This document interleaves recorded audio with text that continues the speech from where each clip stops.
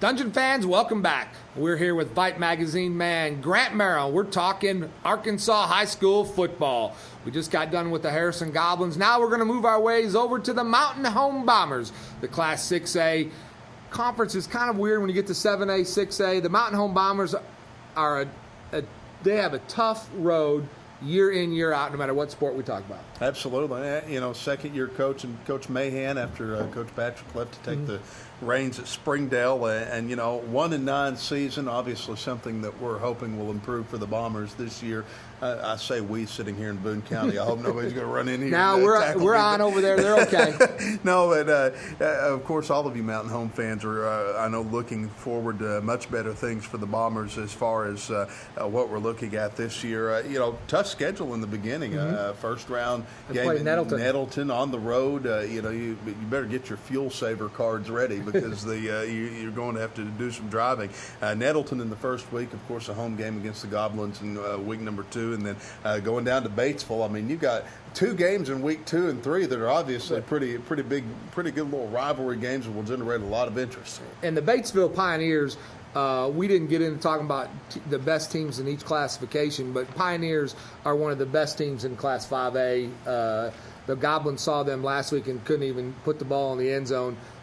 And Batesville doesn't even need a quarterback to throw it. All they got to do is to have somebody turn around and hand it off because the front line's just going to push somebody through. Absolutely. And the Bombers are going to have a rough schedule. And then they got to open up in 6A, 7A with that confusing AAA way it plays in the top 2 classifications. But Mountain Home's Coach Benji Mahan is doing the best he can, trying to build a program, doing what's right. But unfortunately, I don't think that they're gonna have a winning season. Yeah, you know, we ranked the 7A, 6A East in this order: West Memphis, Jonesboro, Marion, Jacksonville, Searcy, Parkview, Mountain Home, and then Little Rock Hall. Thank God for Little Rock Hall. But you know, they of course they're pretty much a basketball school. We know that they struggle with football, have done for quite a while. But you know, Mountain Home in kind of the same position that Harrison was in, or Mountain Home this year. Is in their second year. Harrison, where Mountain Home was last year, with a brand new coach coming in, who's obviously willing to do the work to get the job done.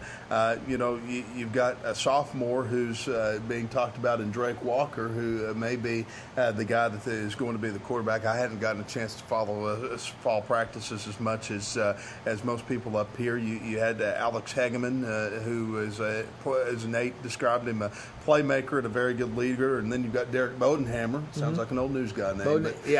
Derek Bodenhammer, who's got a very good grasp of the offense from his experience. But you know, from what we predicted in the Vipe football preview, which by the way is available at $7.99 at the Harrison Walmart, we've got 3 kids that could actually go out and do some good things. But this Walker kid seems to be generating quite a little bit of excitement, only being a sophomore. That'll be good news for the Mountain Home Bombers. Something for them to put hang their hat on. And you know, an improvement, going 1-9 from a year ago, improving 2-3 wins. You know, it takes time to build a program. Benji Mahan is a homegrown guy. He's from Mountain Home. This is why they got him.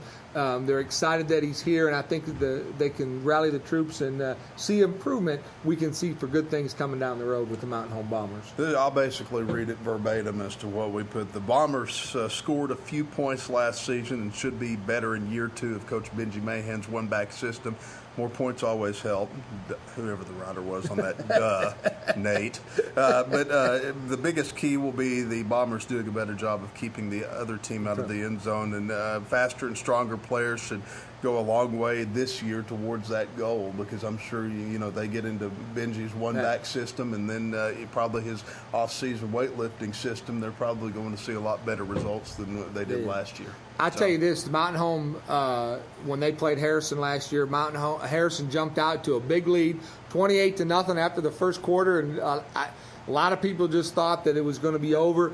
Mountain Home fought back and made a game of it. I mean, it came down to the wire in that game a year ago over at FS Garrison Stadium, and I'll tell you what, Bomber Field will be ready for that game. They're looking for a little revenge in week 2. You think when Zach Hawker moves on that we could recruit Matt Walker from Mountain Home, who was 31 of 31 last year on point after attempts and had near perfect kickoffs and everything else. They've got the special teams going for them for sure.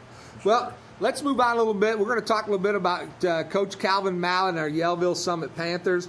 They're a team that Vipes got picked to actually make the playoffs this year.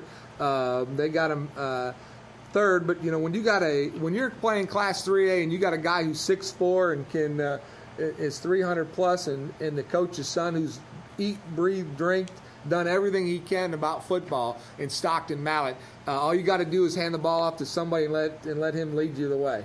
It's nice to have players like that, isn't it? It is, especially that classification. And Yellville, of course, getting a lot of attention over the past 2 years, obviously, because of some of the unfortunate things that happened.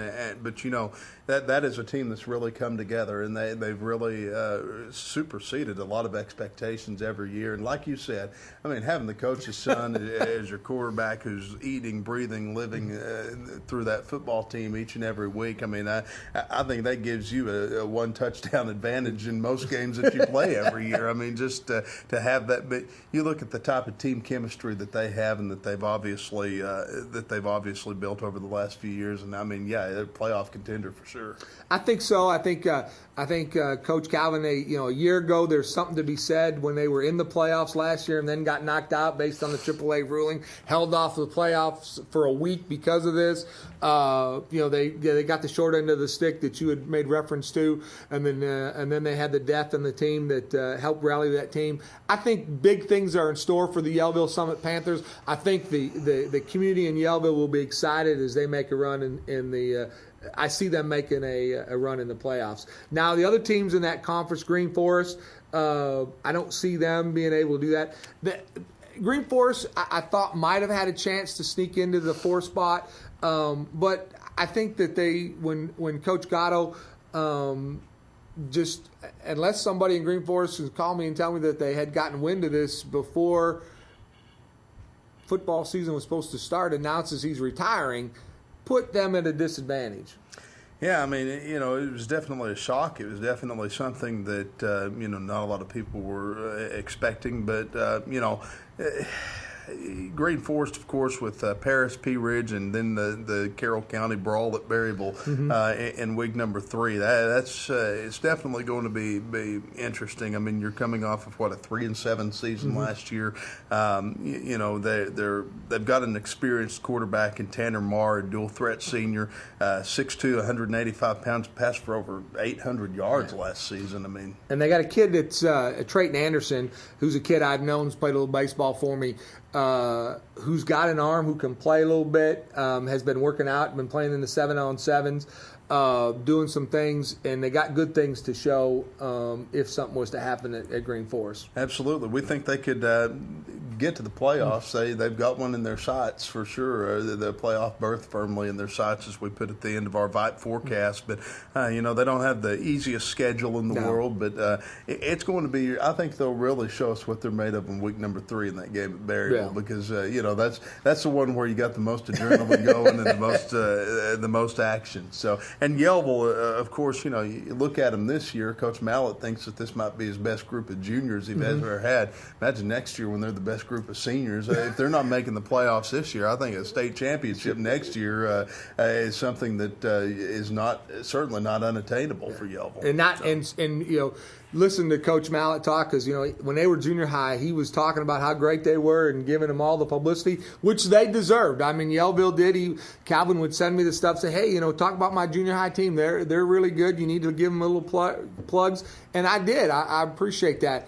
And but I think that as you said, this year and next year, they are Yellville's the team to beat.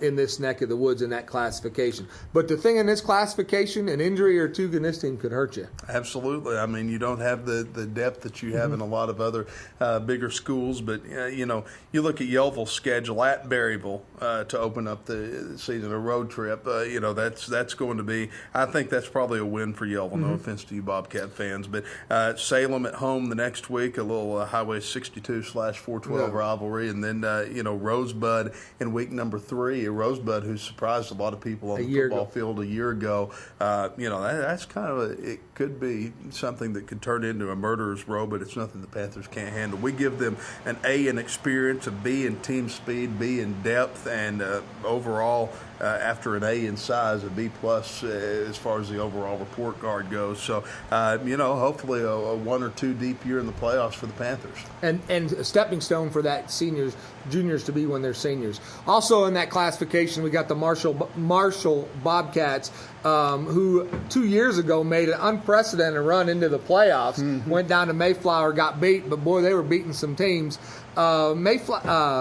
Marshall's kind of one of those teams in transition. You never know what's going to happen. It's kind of a unsung hero. If they win 3-4 games, could sneak in as well. It'll be interesting to see what the Marshall Bobcats can do. Here's your key for them that's going to help them. 13 starters returning, off a squad that did make the playoffs in 2010. And, they do have a tough conference. I mean, they should be able to, we think, duplicate last season's efforts and maybe do better than the 4th place finish that they came up with in 2010. But, again, tough non-conference schedule. Clinton at home, always a big game. Always tough. A little Highway 65 rivalry there at Melbourne, which I think you could probably look at being anybody's ball game. A couple of years ago, it probably would have been a guaranteed win for them as Melbourne was getting things started. But and then Perryville at home, which always has a good football program. I mean, Marshall, as you said, is occasionally a toss-up given the conference that they play in and their past experience. But I think that as we indicated in the football preview, maybe better than their 4th place finish last year. They don't. It'll be interesting to see who can take Mason Millsap's shoes and run them. Real quickly, we'll kind of cover up the other teams we wanted to cover real quick. The Salem Greyhounds, because we're almost out of time. You see them in Highland over there in that neck of the woods. That's an outreaching part of our viewing area, but we do cover them, and we do have them. We're on in that neck of the woods, so we'd like to have you say a little something about Salem and about Highland. First of all, one of my favorite areas of the state because I've done a lot of radio over on KSAR for Salem, and they do a great job each and every year. The fan base is over there just rabid.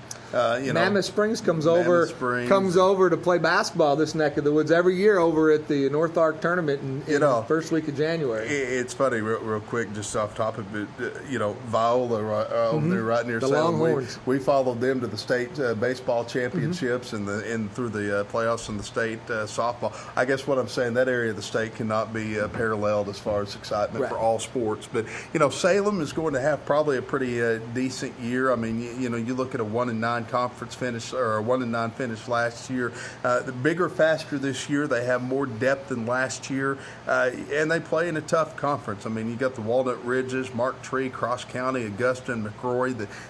You're coming down off the hill to play each and every week at long trips. But we are afraid that they may not make the playoffs. We don't really have them picked as a guarantee. But that kind of like we were talking about Marshall earlier. I mean, that conference can often be a toss-up, and you got the one thing I think that they have as an advantage is an off week in week 3. I mean, they're going to have a week to rest up, and probably an advantage going into the Cedar Ridge game on September 23rd. Highland in Class 4A, and let me turn in your Vipe manuals, as my preacher would say about your Bible during church. But you look at Highland, and we've got them with an A in experience, a C in team speed. That's really the only place that they're lacking, but an B overall. Sterling Stowers, their quarterback, he was this team made All-State last year and was the lone All-State selection. He accounts for more than 200 yards a game by either throwing or running. I think he's probably the biggest threat that the Highland Rebels pose in this league that's pretty much been dominated by Osceola, especially during the Clinton Gore administration, right. No pun intended. But the Highland Rebels feel like they have a right to compete with any team in the conference, and they've posted a 2-3 record in head-to-head matchups. So again, kind of like Marshall and kind of like Salem, it's a conference where anything can happen. But they've beat every team in the conference at least one time since 2007. So kind of middle of the pack this year. I think that like we said, they opened up against Cave City and then 2 trips to Corning and Hoxie right there in a row. It's going to be probably a different picture by the time they come back home against Jonesboro Westside to open the conference season. And by the time week five of the season rolls around, they have a much better idea who somebody's gotten hurt. Grant, I appreciate you being here. Thanks for I hope having you're going to come out with a basketball edition. Absolutely. And as you were mentioning, I don't want to give anything away, but you talked about some spring sports, maybe having a Vite magazine. We'd love to have you come back, talk with us about basketball. Basketball is a big hotbed in this neck of the woods. There are some big powerhouse teams: Harrison, Valley, Bergman, Marshall.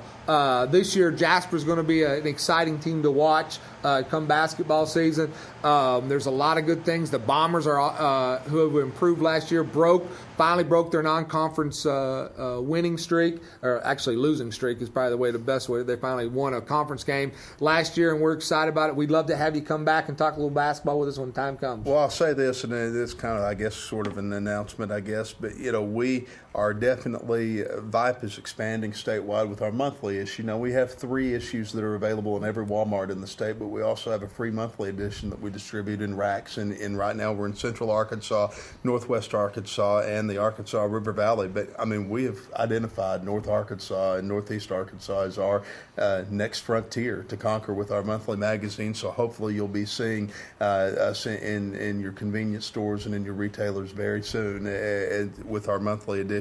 And we look forward to the opportunity to cover sports up here, because there's nothing like North Arkansas for football, basketball, and baseball. That's right. This is high school sports country, and I just appreciate the coverage that you guys do, and I appreciate the coverage that you've given Vite Magazine and the publicity you've given us, because it's definitely helped. This is one of our top-selling areas in the state, and a lot of it's because of our great partnership with Hometown Television. I appreciate it.